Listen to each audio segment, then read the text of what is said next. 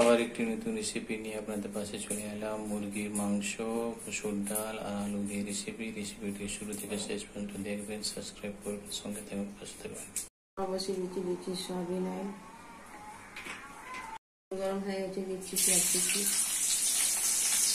লাল হয়ে গেছে, দিচ্ছি আদা রসুন বাটা। ভালো করে আদা রসুন বাটাটা ভেঙে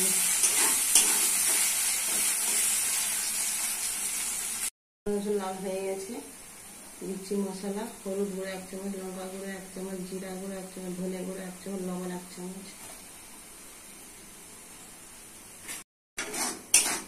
মশলা ভালো করে কষে নিতে হবে।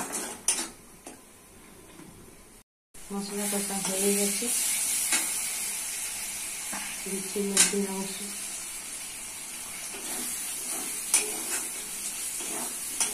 ভালো করে কষে নিতে হবে।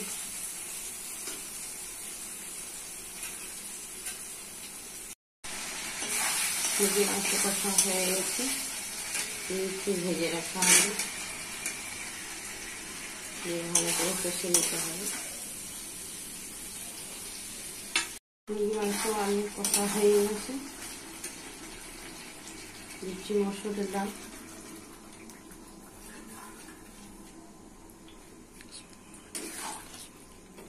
ভালো করে কষে নিতে হবে। ঢাকা দিয়ে রান্না করে নিতে হবে।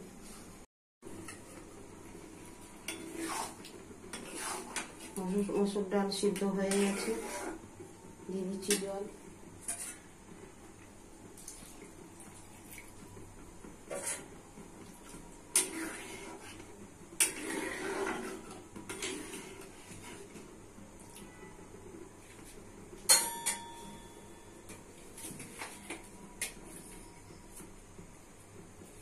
দিয়ে দিচ্ছি গরম মশলা।